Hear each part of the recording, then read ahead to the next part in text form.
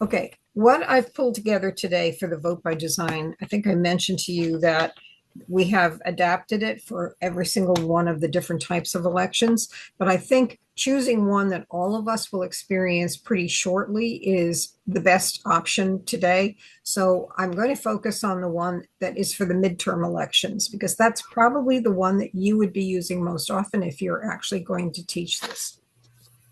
Again, we get to that by going to the website.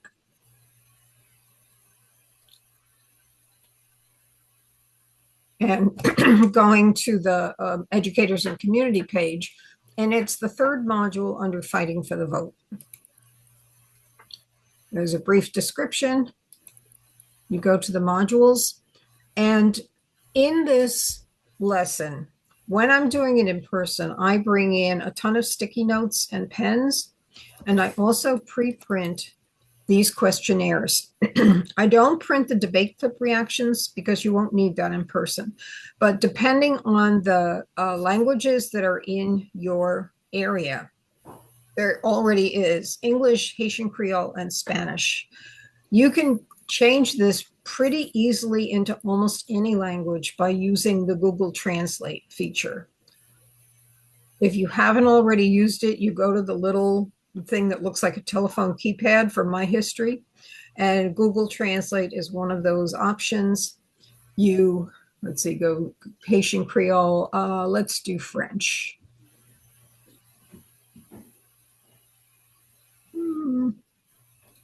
Okay, so I'm going to take the Haitian Creole one, copy what I want to translate, put it into that side, and automatically it comes up in the other language. You can do that with an entire section.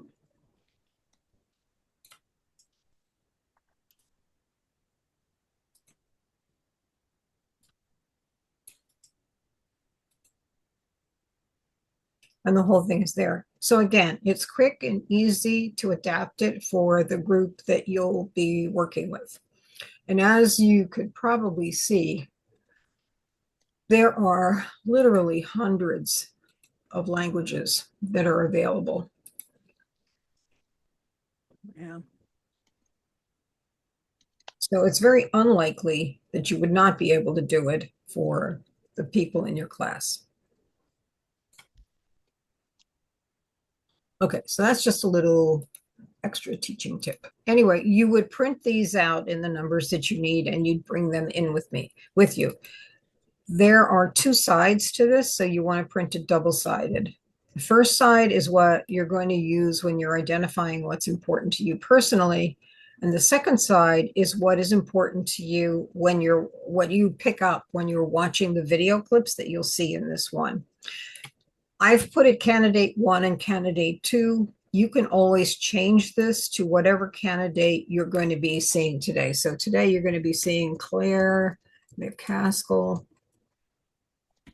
and Josh Hawley. Sometimes that just makes it easier for the kids to put down what it is they're going to be, who it is they're going to be evaluating, and just keep the information separate. When you look at this one, you've got a couple of extra things here. Most of this information comes from Circle at Tufts University, which I mentioned, I think, the first day that we talked. Circle is an amazing resource for information about youth voters, both registrations and turnout, and you can get very specific, very targeted information. I found it even down to individual counties in the state of New Jersey when I wanted to see what the voter turnout was, like based on income level of the community or based on the racial makeup of the community. So it can just, you should just explore their data page and have some fun with it and see what's available to you.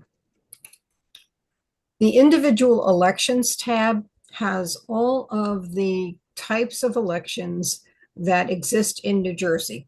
You may have others. Sometimes people have elections for fire commissioner or I can't even think of what else, but I know there are other elections that take place, but these are the basic ones that I think you would need.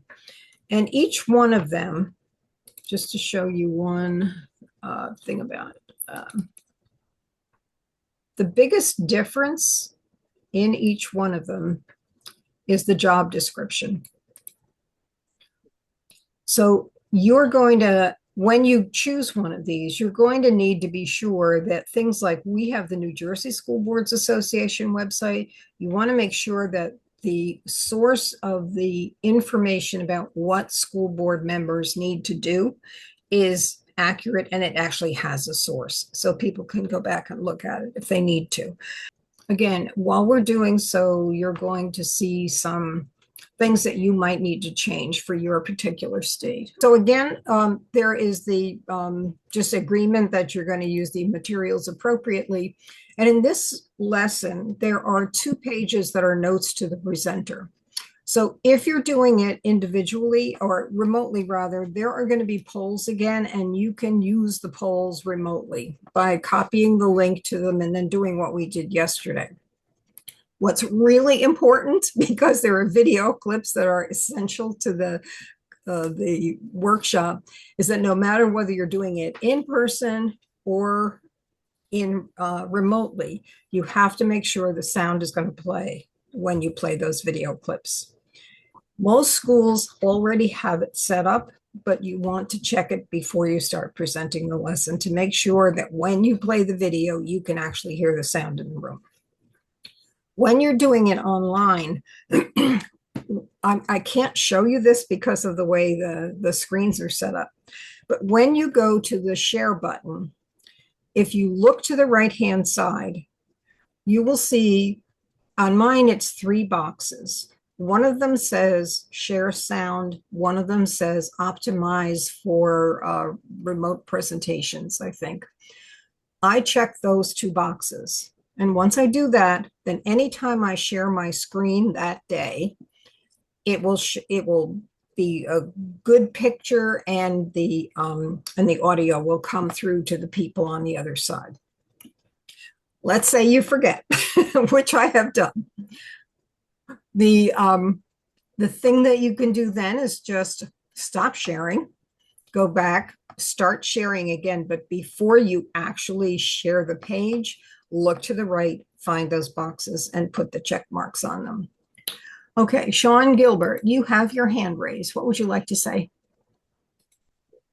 I'm not sure where those 3 dots are. We in the slide, or are we on your homepage?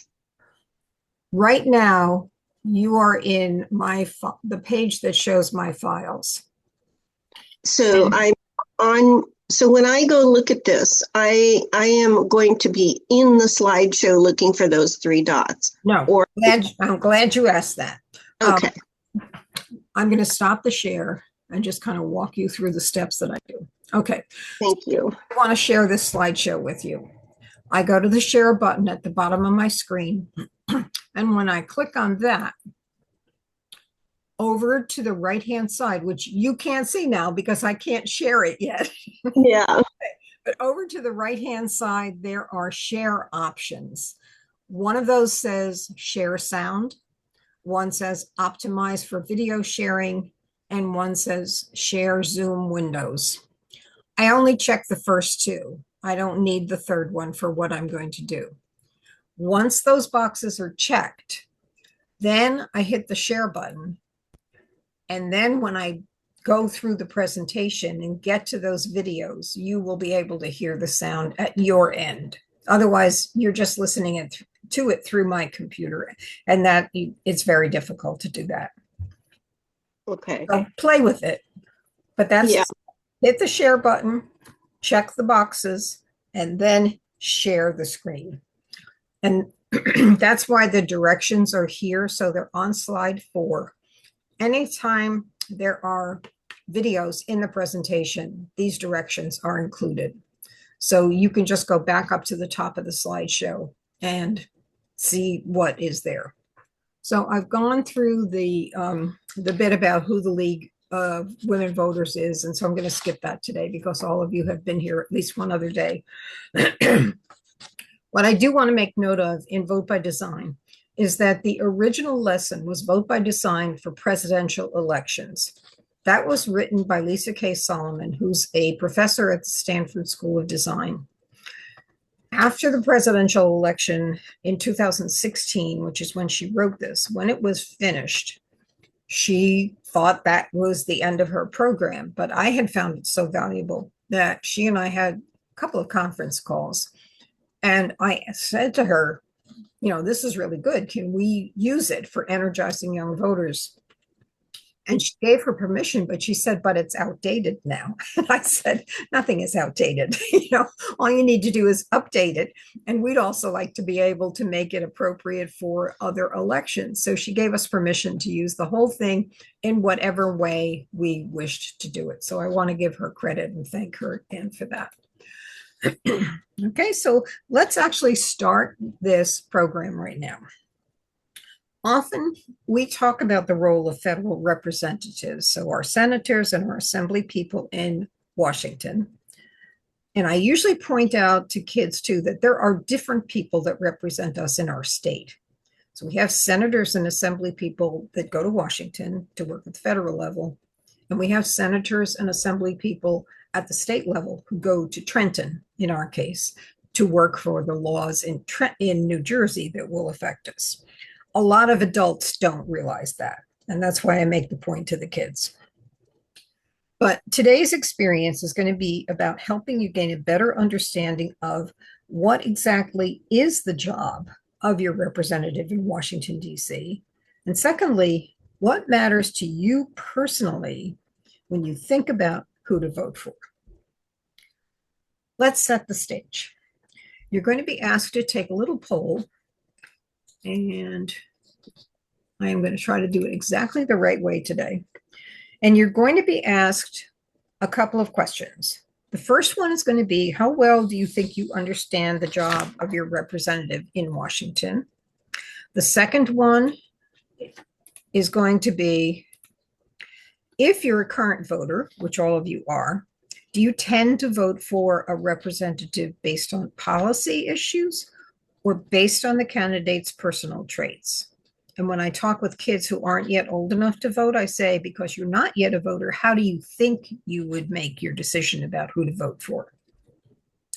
Third, do you have clarity on the previous work experience, the leadership qualities, and the personal attributes that are important to you personally in a candidate that you want to be your representative in DC?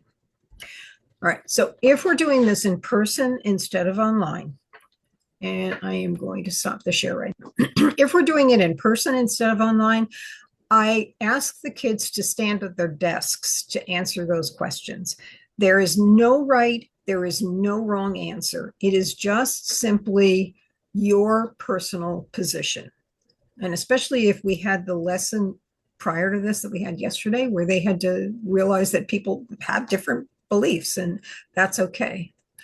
All right, so let's see if we can do this online with those three questions. So I just put a link in the chat. So if your chat box is open, you should be able to click on that. And then you'll see those questions and you will see the options. And I'm going to put it up on the screen for us.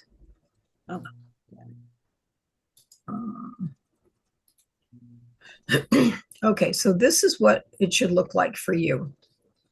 So the first one is, how well do you think you understand the job of the elected official that we're talking about today? Do you think you know it really well? We're talking about senators and assembly people in DC.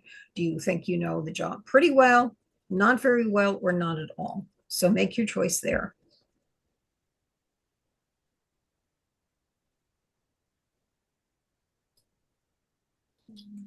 And then secondly, if you're a current voter, do you tend to vote for a candidate based on policy issues or based on the candidate's personal traits? And your choices are only on policy, mostly on the person, or only on the person.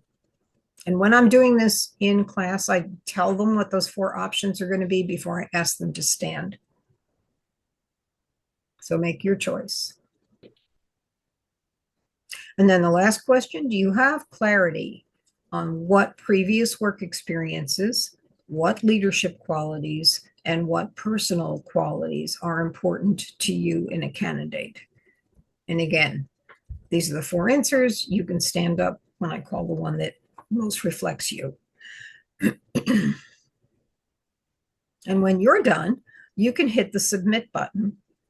So your responses have been combined with other people's. Sorry about that.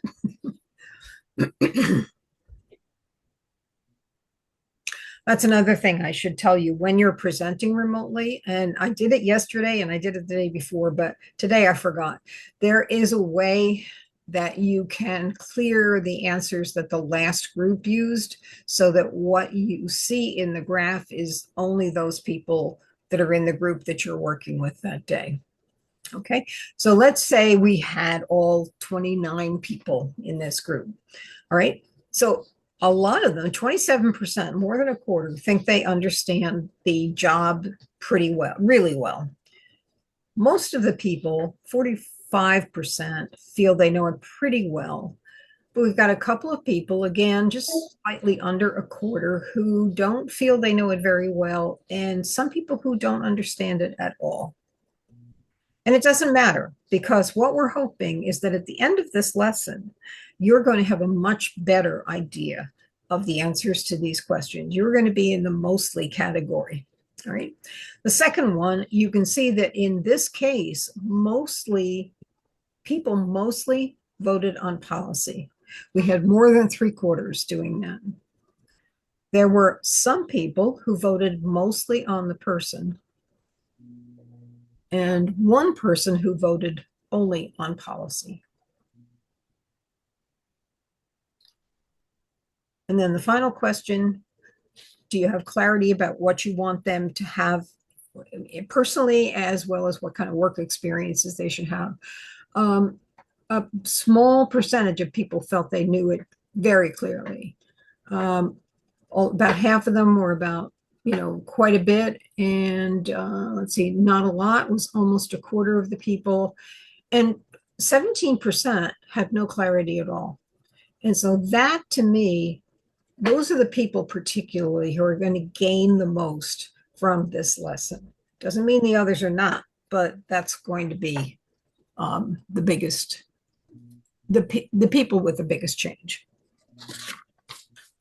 Okay, so that's where we are starting today. All right, what actually is the job of a senator or a congressperson? I want you to remember that as a voter, what you're really doing is hiring somebody to do a job.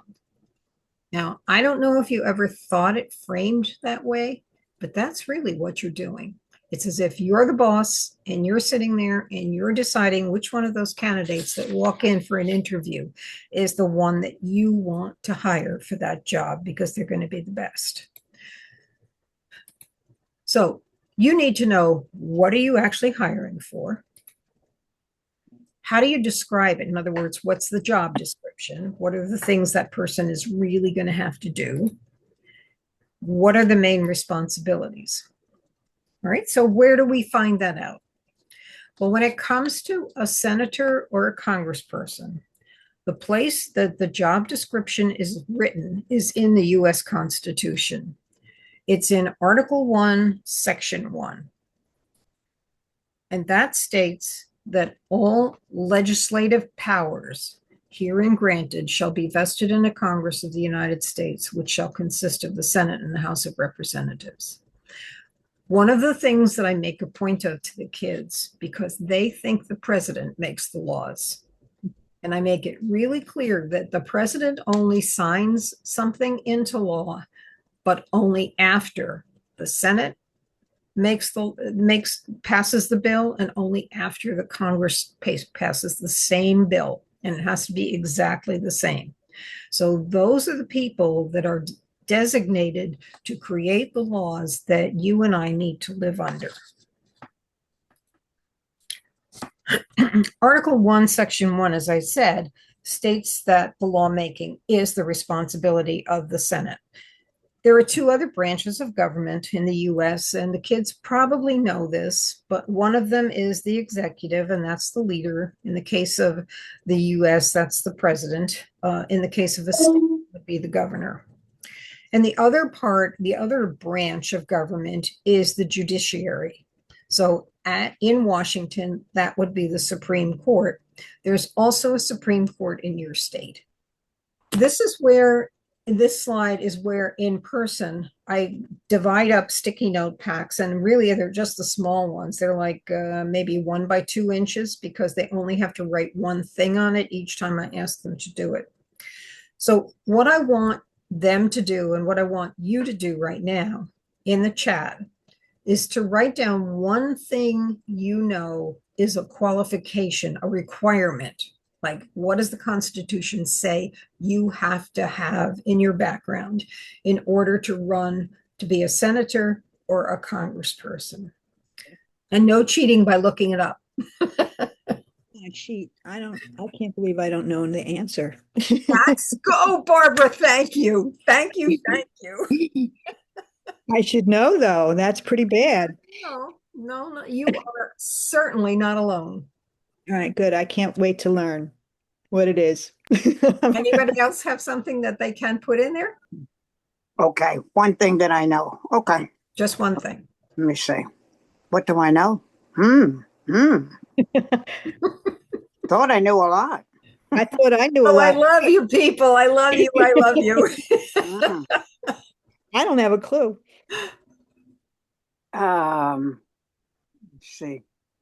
As much as I've done this and educated people on it, come on, Annette, think. And it's fine if you don't, because that's the purpose of this. The purpose is Mhm. to help you learn. I'm gonna agree with U.S. I don't know if they have to be a certain age. Okay, so the kids now have all of these. I invite them up and I say, all right, when you've got your sticky note finished, come on up to the whiteboard and stick it on the whiteboard. And while they're doing that, I am combining the ones that are the same. So you saw a couple of people in the chat put down citizenship. So I put Yeah. those. And then we've got a list of the things that the kids, somebody in the class knows are qualifications. And then I show them this.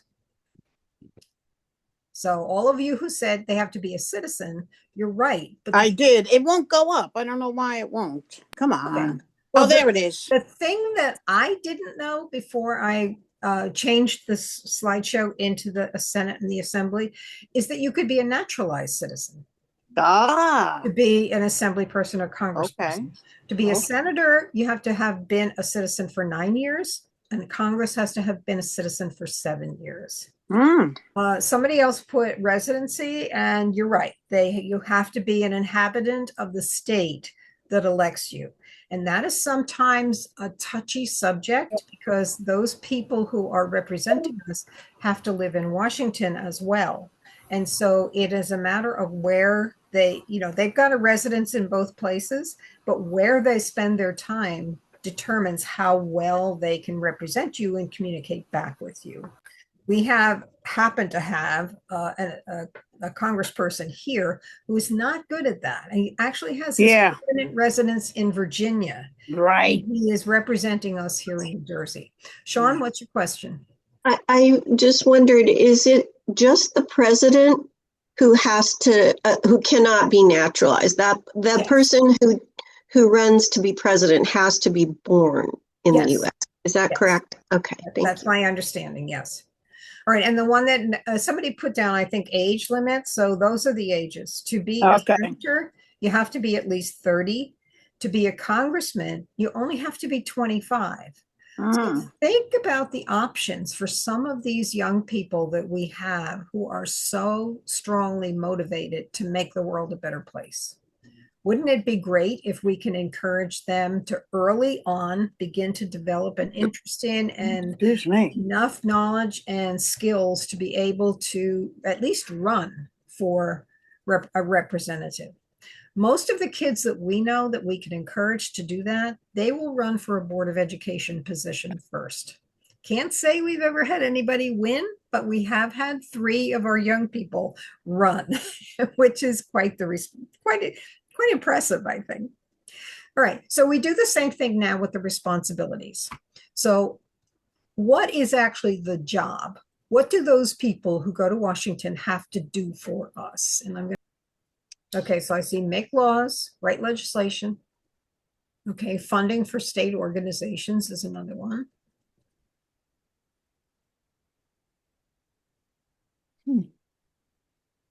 Another couple of seconds, and then I'll show you what comes up. And again, in a classroom, because the kids are only having to write one thing, and they bring it up and nobody knows what anybody else has written, they're much more likely to take some risks and say some things that they're really not sure of, but they'll give it a shot. Okay, I'm going to go back to sharing again. Okay, here are the responsibilities that a congressman or a senator has. And there is one case where it's the Senate only, two cases where it's the Senate only, and one where it's the Congress. So their job is to represent you and to keep you informed about what's going on in Washington and what they're doing to make things happen the way you want them to happen. The second thing, which a number of you got, was to draft and pass legislation. A third thing is they have to serve on some kind of committee, and there are dozens of committees, and their appointments are pretty much based on seniority and interest or background, unless somebody's trying to be nasty about it. The fourth thing is that they play a part in the federal budget process, including approving spending, which is called appropriations, and approving taxes. In the past, it was totally Congress's job to do that. Currently, the president drafts the budget, and then Congress votes on the budget to approve it or disapprove both the spending and the taxes. The fifth thing is that they have to approve or reject nominations by the president. For example, members of the cabinet.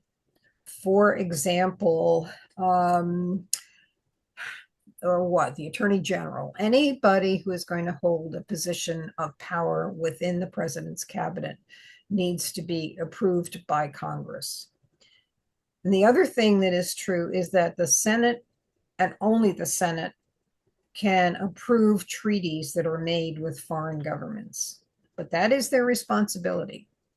So any treaty that the current president or any former presidents, like the Paris Peace Accord, has to be approved by the Senate if the president wants to have it approved. And then the final thing, there's a different role that the Congress plays from what the Senate plays.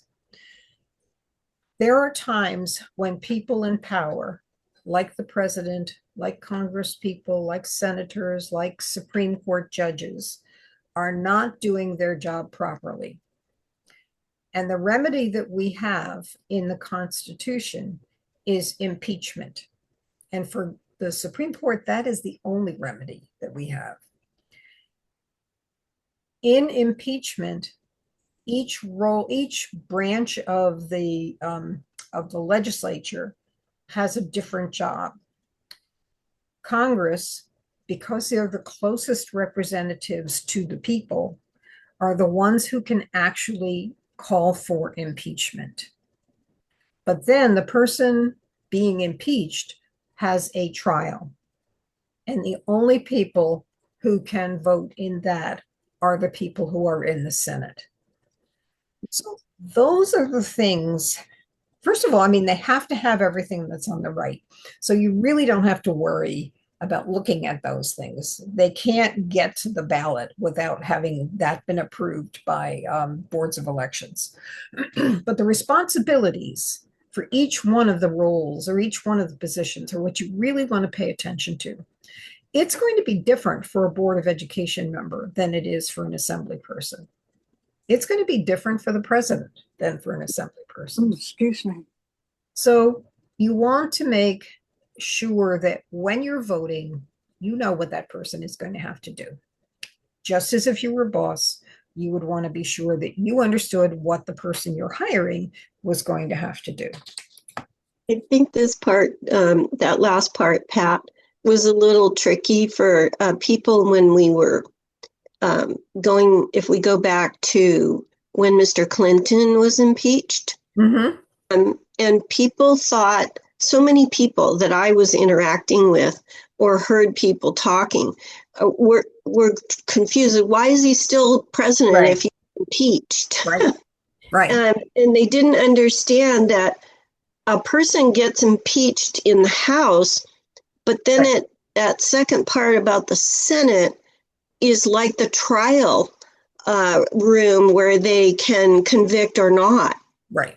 And they miss that piece. So, civic engagement and understanding how things work are really crucial to people in general when they hear news or something like an impeachment's going on.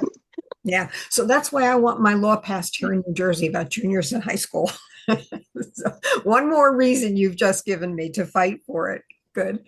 All right. Yeah. This next slide is the first time that we're asking kids to begin to reflect on their own personal values. So what I'd like you to do for yourself privately, because this is personal, I want you to write down 1 or 2 words that represent qualities that you want to see in your representative in Washington.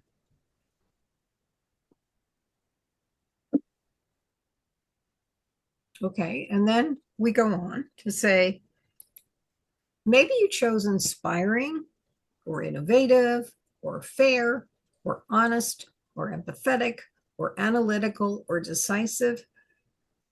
It doesn't really matter what you put down there because that's what's personal to you. And if you can look at yourself first and identify what you really value in a leader, that can help you imagine, before you look at the candidates, the kind of person you'd like to see in office. And then look at the candidates and try to find the person that is closest to what image you have in your own mind about who should be in that office.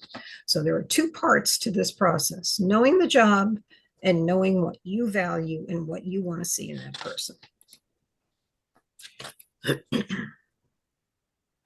Okay, when we frame that choice around leadership qualities we personally value and not first look at the candidates, we could wind up with a different view of what matters to us.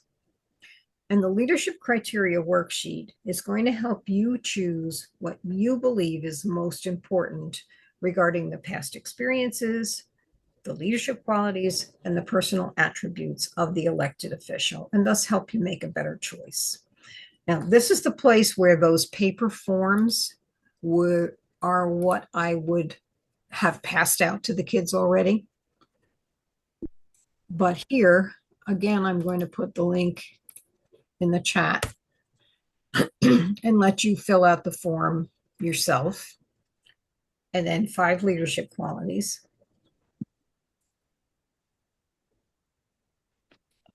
And then 3 previous or personal attributes. So previous experiences, leadership qualities, and personal attributes. And then when you're done, hit submit. The kids will agonize over this because picking so few, they want everything. So picking just a couple is hard for them. So I usually give them a time limit, and I'll just mentally say 2 minutes to myself, and I'll time myself, and then I'll go on. This was the this section of the whole process was my favorite when I observed you doing this, and I can't even find anything. Easier when it's on paper, right? For me, yes. This is done privately because these are the things that are personally closely held values. So we don't want the kids feeling like they have to tell somebody else. You can see the choices that people have made, and because it combines itself into one chart, it's fine. You can see that most people here felt legislative experience was important, governance, and community organizing. But there are some other things too that are important. In terms of leadership qualities and values, strong communicator, I love the way that came out on top. And then integrity, fairness, and bold and visionary are the next highest ones. And then personal attributes, healthy and successful. And when you're doing this with kids, you will get young under 50. That will be right up there at the top. So, but you can see that we've kind of spread ourselves out among the other things. Right. It is not important right at this minute to know what the outcome of the poll was. The important thing is to get the kids to make their choices, because that's what they're going to have to use when they watch the videos.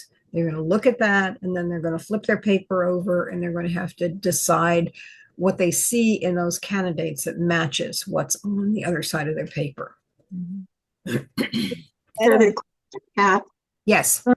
So yeah, I'm thinking in the totality of this particular presentation where we're trying to help people have some tools for being able to choose good candidates, because we seem to not be able to do that as a society in some respects. So can we present this by itself as a module, or is it necessary that we have done some other modules? No. Good question. No, every one of these can be done separately, independently. They're all effective that way. There are some that are more effective if you do them back to back. The 2 parts of the timeline of suffrage, for example, I think are important to do together. But and the across the divide, doing both the listening and the speaking together makes it more powerful. But anything can be done separately. You can do the listening experience without doing the speaking. Pat, I wanted to ask you on the personal attributes. I checked other and put in what I want. Perfect. If they do that, because I didn't see it on the scale when you put it up. Just if they do that, will it be noted? No, actually, Annette, I wouldn't use those bar graphs with the kids at all. Oh, okay. It's more important that what they're looking at is themselves. What do they personally value? What they personally, yes. Right. Yes, so when you put down something that wasn't on that chart, that's what you personally value, and that's what you're going to look for. Yeah. Okay. So now that you have those 2 things in your head, what the job description is and what is really critical to you, we're going to give you a challenge. You're going to watch some video clips from some past debates for a person who was going to go to Washington from a state that is not our state. And if you're using this and you happen to live in Missouri, you're going to want to change the 2 video clips to people from another state, because you don't want it to become a political thing. Even though these are candidates from the past, anything that could be that close to a person could raise hackles and say, oh, you're being partisan, that kind of thing. We don't want that. So you're going to be watching past debate, and this one happens to be between Claire McCaskill and Josh Hawley in Missouri. While you're doing that, what you're going to be doing is looking at that list of characteristics that you just came up with that was important to you. And this is why the paper really works better.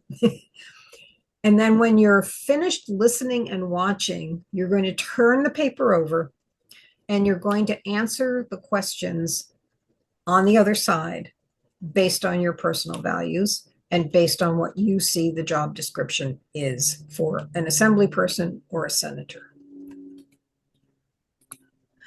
These are the things you're going to be asked.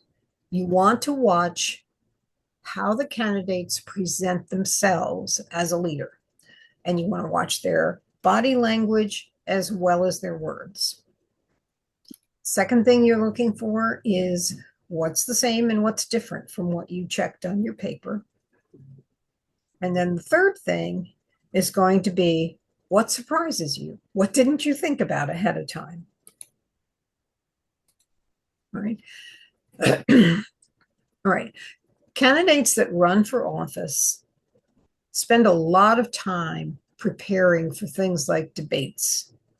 Now, you don't only want to make your decision based on what you see in a debate on television, but it is a way for you to see that person in real time and with saying what they really want you to remember about them.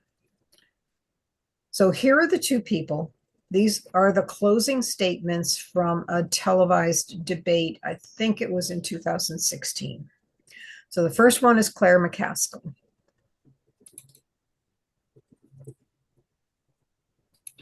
Yes. I have traveled the state I loved and I've listened. And, we have a lot of differences, but there's so many things Missourians agree on. Campaigns are a time that we highlight differences. But I think they should also be a time that voters take a hard look at which candidate can do more than criticize their opponent, who can actually find common ground. I'm very proud of what I've gotten done in the Senate.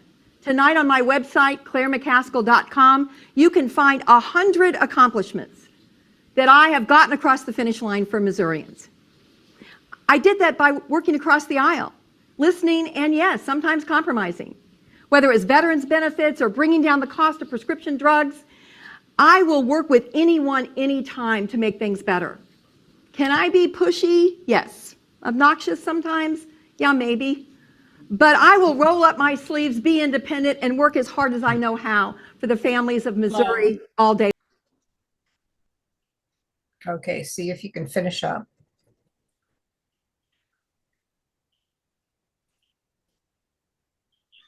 All right, and now we're going to listen to Josh Hawley. Same questions. Hawley. Thank you so much, and thank you again for having us tonight. I just want to say that I respect Senator McCaskill's service. As I said earlier, I respect her years of service to the state and to this country. But the truth of the matter is, it's just not working anymore. Senator McCaskill's been in politics for 36 years. She's been in Washington for 12 years. And over that time, she has become a party line politician. She said that she'd be independent. She said that she would be bipartisan, but she hasn't been. Whether it's border security or health care, whether it's putting pro-Constitution judges on the bench, every priority that this state has said is at the top of their list, whether it was 2016 or earlier, Senator McCaskill has voted against. And here's what I think we need. It's time we had someone in Washington who wasn't part of the old battles, who doesn't owe anything to anybody, but who is going to go and represent the people of this state, who will stand with the people of this state every single time, who's proud of our way of life, who knows it, who loves it, and who will represent it. And I ask for your vote. Thank you. Questions. So based on what you just saw with Josh Hawley, how did he show you that he'd be a good leader? What's the same and what's different from what you checked on your paper? And did anything surprise you? Okay, but remember the job description. Okay. Okay. And remember what you personally valued. That's legitimate. Okay, another couple of seconds. And now the hard part. Okay. Oh, do it again? No, I want you to look at those two people, and I will guarantee you that nobody's perfect. There's never going to be a perfect candidate. But of those two people, which one is closer to what you said on the other side of the paper? You don't have to tell us. Just circle the person's name somewhere. Oh, where's their name? No, you're going to have to write it down. Oh, write it in? Oh, God. No, you don't have to write. You don't have to write it in the chat, Annette. This is for yourself. Oh, just for It's just like voting. You're voting in private. yeah. But this time you're voting having thought first about the job description and first about what you personally valued. And probably Missouri's not the best thing because most of us do know those two candidates well. So I'm going to look for some other candidates because you brought a point up that the kids don't know them. But if we're working with adults, they're going to know. Yeah. And I have used this with adults, by the way. I've gone to like AAUW meetings and in front of a small group of people that belong to a Democratic organization where their eyes were opened as well. And it wasn't about this. It was about the Board of Education elections. So that's the message that we're giving the kids here is that there is no perfect candidate. No. But somebody, one of those two people has to be closer to what you put on the paper than Yeah. somebody else. And that's the person that you should vote for. And Mhm. what you need to do then is to stay aware and alert of what they're doing for you, because remember, they're supposed to be representing you. And then you can put pressure on them. Yesterday when we worked, you know how to contact your representatives, and you know that you can write them a letter or write them an email, and you can, make some noise if you don't like what's going on. Mhm. So that's the purpose of that part. All right. Again, we've got the Ad Fontes Media information here because Sean, was it you yesterday who said, where do people get information? So we include that in this slideshow as well. But in addition, we've got a couple of other sources because around voting, there are other places where you can get accurate and unbiased information about candidates. We obviously know about Vote 411. But Ballotpedia is another simple ballot lookup tool where you can get information about your candidates based on your address. And then they will have links that will lead you to like a Wikipedia page or have links to their Facebook and their Instagram pages so you can get information that they've put out there, just like the Vote 411 does. And it can help you flesh out what you know about the candidates. Ballot Ready is newer, but it too is a good resource for candidates at all levels. And what Ballot Ready does is aggregates information. So it looks at the candidate's website, it looks at their social media accounts, it looks at who's endorsed them, who's given them money. It looks at what the Board of Elections has on their site about the candidates, and then it puts that all together on the Ballot Ready site. If there's no information about a candidate, it means that the information that was available online didn't meet their research criteria, and so it wasn't included. So that's different from what Vote 411 has, where there may not be something from a candidate on our website, but that doesn't mean that it's because we don't approve or we don't think that what they're putting out there is legitimate. It's because they did not respond. So that's a difference that you can be aware of. I'm sorry, Pat, but would you mind talking again about Ballot Ready? Because this is new to me. Yeah, it is new. It's new to everybody. Okay. It comes from the Civics Center, which is a national organization that has partnered with us for youth voter registration. They promote student-led voter registrations in high schools, and that's their target group.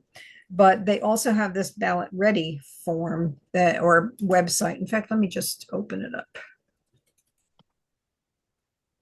All right, so again, you put your address in and then you can research your ballot. You can also, as a kid, register to vote, find your polling place, and see who represents you. So. Great resource. All right, and there they all are listed down the side. So here's Andy Kim. You can learn more about him, and you can see that the links are there. So they got sorry, Pat. Like for Mr. Kim here, does he populate his site? Is that how is it similar to like how Vote 11 gets? No, it is the people at the Civic Center do the research ahead of time to make sure that it is first legitimate. And then who's the guy in Long Island that made up all the stuff about himself? Oh. You know who I'm talking about. Yeah, anyway, so they would vet some of that stuff. Now, whether they would have picked him up or not, I don't know, because he was pretty good at hiding it.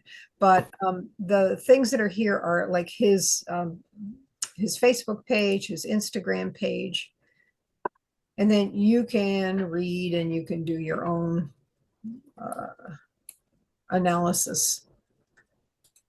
What about finances? I don't know if that's on this. You mean like who contributes to the? Yeah, who Yes. contributes. Wikipedia. That is available through one of the websites, and I can't remember which one. One of them I know is Ballotpedia will do that, and then there's a second one that's it's not coming to my mind either right now, Barbara. That was here in California, Ballotpedia is one that it's another step a voter has to do when they want to know the money. Right. If you, Sean, or anybody else comes up with another site that would do that, please let us know so we can add it to this. Okay. The next two slides I just stole last night. These came from the Colorado Energizing Young Voters group.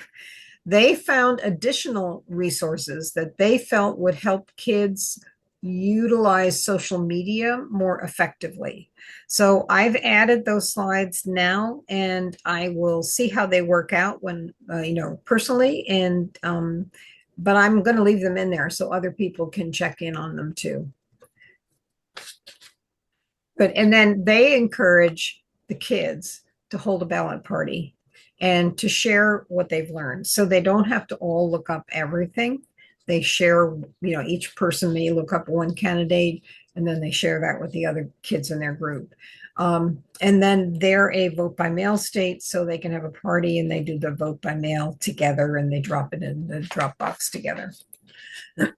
Okay, at this point, the major part of the lesson is finished. So we ask the kids to reflect. How does knowing the job description of an elected official help us make better decisions when voting? And there's a brief discussion. Secondly, how does identifying the personal qualities we value help us become more deliberate decision makers?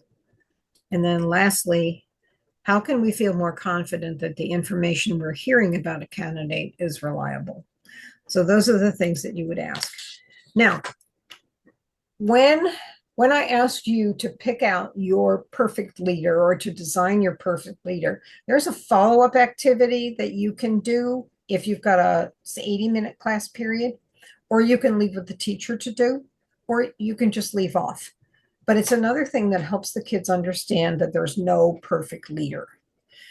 So you would take those sheets that you had and you put the kids into small groups, 3, 4, any more than that, and it gets too complicated because there are too many ideas floating around. So 3 or 4 is really ideal. The job in the group is that every person, you go around the circle, every person shares what they said were their personally felt characteristics of a good leader. They talk about what's different among them. And then they have to collaborate and they have to be willing to negotiate and compromise to create a snapshot ideal leader that has just 3 previous experiences, 5 leadership qualities, and 3 personal qualities. So there's a lot of give and take that has to go on, and they have to have a time limit on that.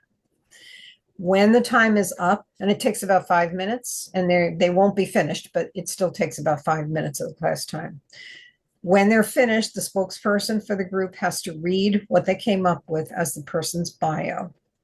And then if there's time, you can have the kids talk a little bit about how it felt to try to have to do that, try to have to give up some of the things they felt were important in order to accommodate somebody else. So that's all part of the process of deciding on a candidate that when you don't like either one of them, but one of them is going to be elected, and you better make sure it's the one that's closer to what you want than not.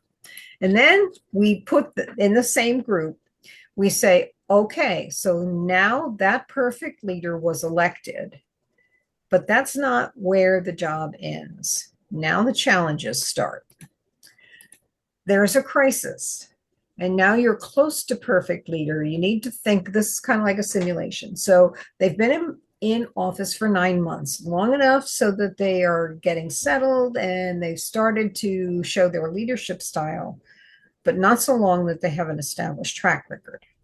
So when the crisis faces them, they're going to have to show their leadership for the first time in a serious situation.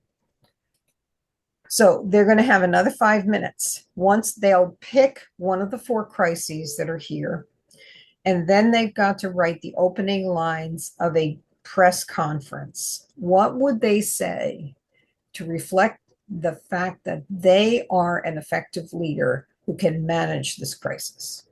It's intriguing to watch them do it. So here's crisis 1. And these crises were developed by kids. And they did this in 2018 or 19. So it was before COVID. But the first crisis, water becomes undrinkable because of a devastating infrastructure compromise. The second one, a foreign nation has hacked into highly protected portion of Department of Defense server, kind of like Doge going into all of the departments in the executive branch and getting all the data. Third, this one was crazy when COVID came out. The nation reached herd. It was not herd immunity initially, but it was the nation is facing a crisis of a pandemic coming in. And it was not only transmitted easily, but it was deadly. And there were no current vaccines for it. And then fourth, wildfires erupted because of climate change. It's threatening people and homes and wildlife. So they have a couple of seconds to pick their crisis, and then they have to get to work on the press conference. Pretty visionary. It's really fun. It's really challenging to the kids, but it's also really fun. And then this is the exit ticket again. So think for yourself. Before you started this, what is something that has changed in you? What did you think before you began, and what's a new learning or a new understanding that you have at this point in time? What's something new to you of that? I feel confident about the process. I really liked today's process of first looking at what the job description is for a candidate, and then going to that personal place, and then stepping back and trying to think about who's running and how they might do the job, fulfill the requirements of the Constitution's description for whatever role, and then how that my values are aligned with that candidate. And I think this is so helpful.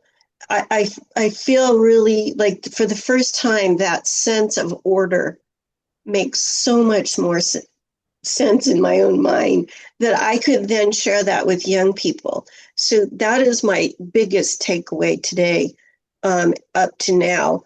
And the other thing that I was really happy when you said all of the modules could be presented as standalones, because I just met with a community college outreach person yesterday, and the AS, their student government, they're trying to really get them much more involved in voter registration. And some of what you shared today, I think, is critical to helping them understand what they can share with other young people when they're talking to them about voting, because it's just really, you've got it filtered to such a nice, simple way of keeping it here and then being able to share it. And this is Meg. I think that you've done a fantastic job of keeping it nonpartisan and having us really in the gut feel what that means if we were a participant in this. So Thank you. And Pat, I want to tell you, it's not only the students who, the future generation, we definitely want to educate, but the community that I work with have no knowledge, almost none. And every week that I work with them, you realize how much they don't know. And if possible, to educate them on this, because the only thing they see is the negativity. They don't do nothing for you. Don't mean nothing. Voting me, no. So thank you, because it helped me think about things like, what is my senator? What are all their duties? I know certain ones because of what it affects and things I do, but there's other things that because it doesn't affect me, I don't know it. Yeah. Yeah. Good. Okay. You've given me such positive feedback. I'm just grinning on the inside as well as the outside. So thank you. All right. The second thing that we are going to do today is to look at the Student Advocate Toolkit. Again, we get to this. Let me see if I can make it bigger. We get to this through the website, and it is the last thing on the voting side. There's no module list here. You just go directly to the Student Voting Advocate Toolkit. When you open it up, you again will see the three different things. Now, in the toolkit, the excuses game is mentioned that we did back in the Truth About Turnout. So there's a folder here again with that information in it. New Jersey has a Spanish version.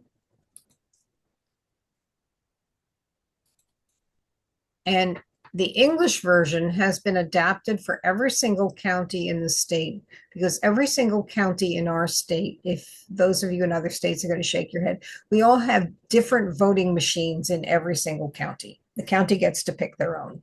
So we've adapted it for every single county.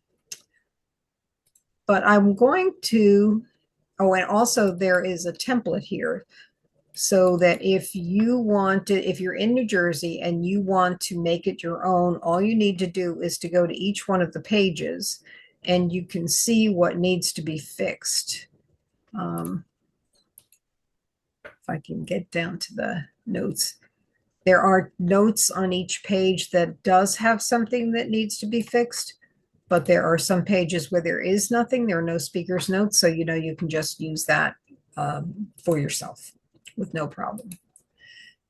But I want to go to the other states because we have a number of people from other states here. Colorado and Arizona have both done it for their own state and changed it to include the voting laws that are appropriate for them. But it's still set up the same way. As you can see, it looks like there are chapter headings here. And that's exactly what it is, because each one of those has the information specifically about like registering to vote here, and for them, what kind of elections are there, and why it's important to vote. Colorado's has a different template, which I think is very clean and clear.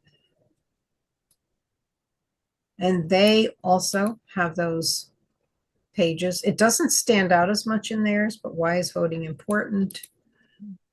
What they need to know about primaries. How do you register to vote? Doing research to make your decision. How do you use the paper ballot? How do you vote in person? How do you track your ballot? So you can see from this that there are changes that you can make, but you can include things that we don't have in ours in New Jersey, as well as remove things that aren't what you think is important for you to use with the kids. The nice thing, I'm going to go back to New Jersey for a second.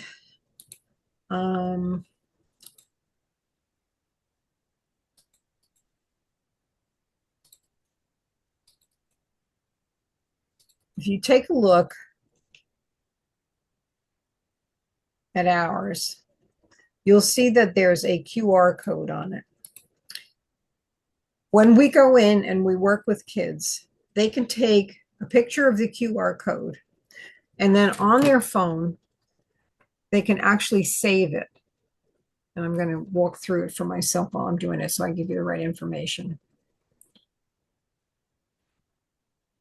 Right. Once they see it on their phone in the upper right-hand corner on an iPhone, there are 3 dots, and at the bottom, there are 2 things. One says available offline, and there's a slider.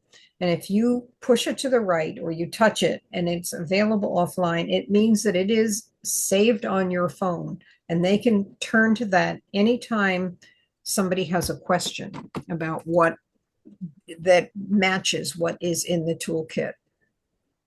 So I'm going to show you a couple of things about New Jersey's. We now have a table of contents in the front of it, which I think is helpful because then you know in one slide what images or what sections you're going to have. And as I said, we have an enlarged section on primaries. We have a semi-open primary in New Jersey, which can be pretty confusing to people. So there's a pretty long section on primary elections there.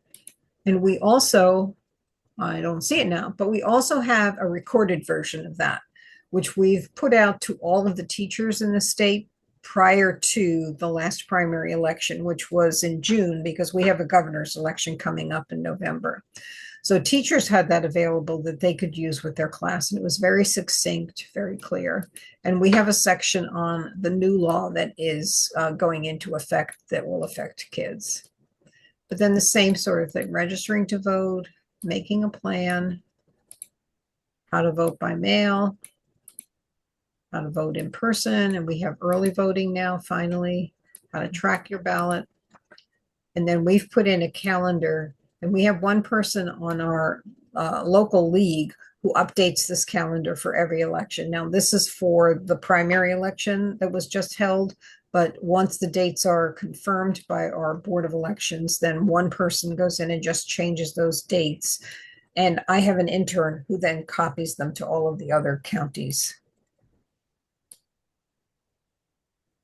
All right, so that's the framework. But what I want to do, because I've never done it, and I think it would be more interesting to you too, is to use Colorado's and see what that looks like when you're using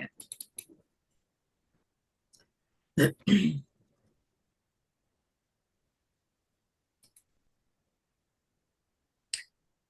So what they do and what we do is use the toolkit with the kids first and then get them to download it to their phones. So they've already experienced it themselves and they know what's in it and they know what to share. Colorado also uses the QR code.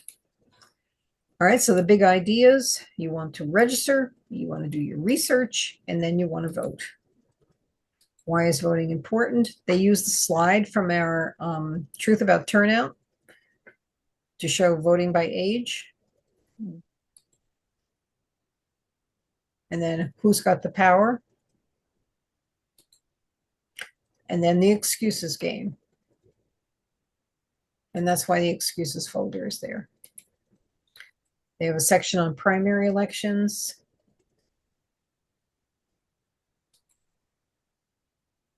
The different levels of government.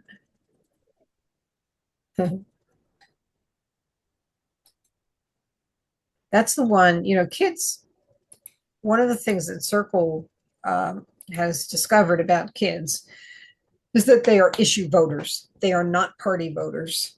And so if you can help them focus on what their personal issues are and help them look at the candidates and determine what the candidates' positions are on the issues they care about, that can help them make a better decision about who they want to vote for. How do you prepare? Registering to vote. What you need.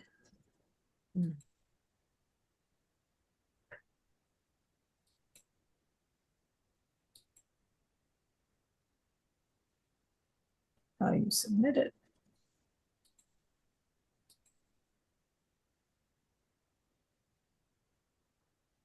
Decision making.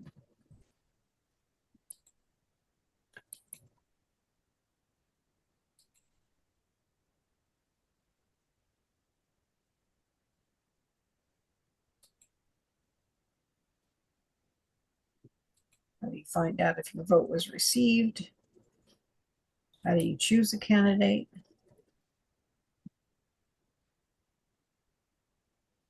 Oh, the second one is one of the things that I think is a real strength of both 411 and the league in general is the like candidate forums or candidate debates. Those things are available on the websites of the local leagues, and I think they're helpful in making decisions, especially about more local candidates.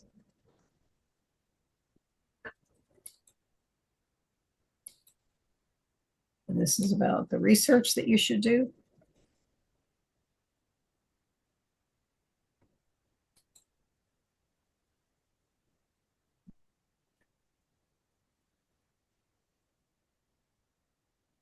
Maybe I should include that in that thing too. Here's the digital information one. Yeah, that last one looked good. Mhm.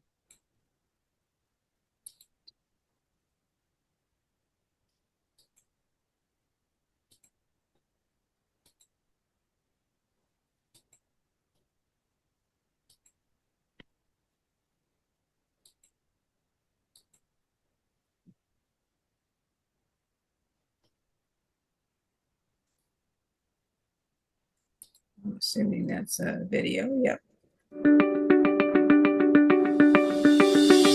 Voter service and polling centers provide valuable services for Boulder. Okay, so you can include something like a video. We have one for voting by mail because voting by mail was thrust on us during COVID and nobody knew how to do it. So there is video, and there are some really good videos on the Boards of Elections website, and they are open access, so you can use those without worrying about copyrights.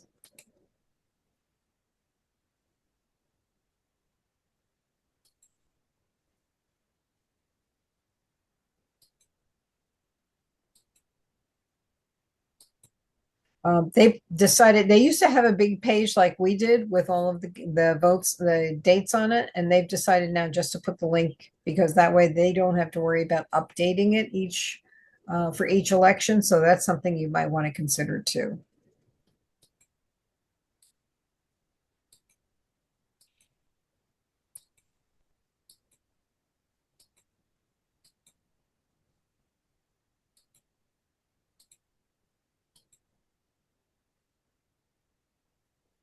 And that's just what do you do when?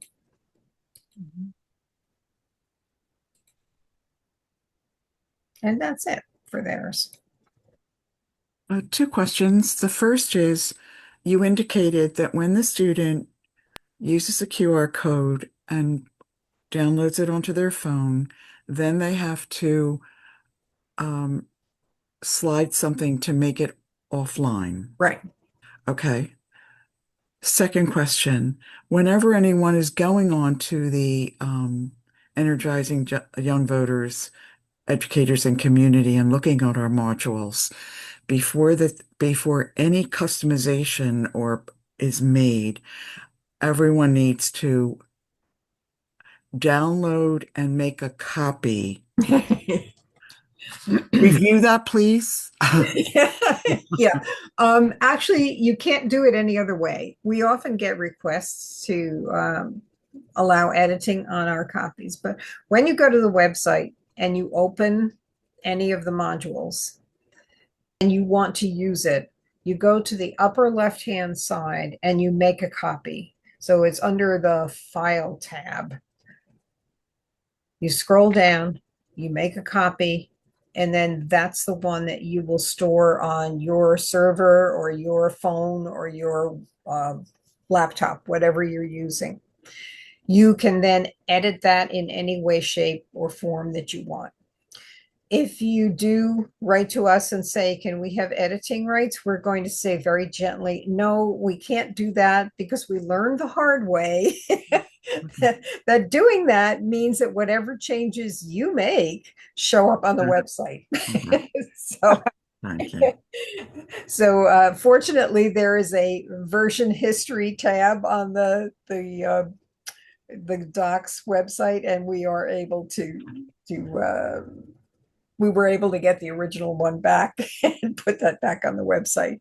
So you do have to make your own copy. but that's easy.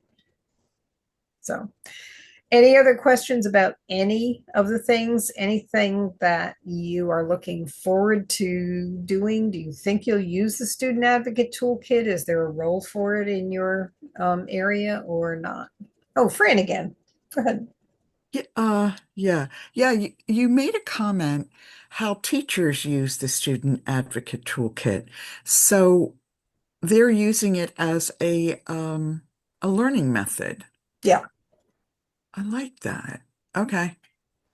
And are they doing it by itself, all alone, just to? It's hard to know that because I'm not in the classroom with them, but there is a law in New Jersey, as you know, Fran, that requires every school district to provide the opportunity for voter registration to any eligible student and voter education. And so that's a quick and easy way for teachers to give kids the information they need in order to be able to vote. Cool. Thank you. We would like them to use everything. Oh, yeah. But that doesn't always happen. Okay. Okay, if there is no other question, you're going to get out of school early today.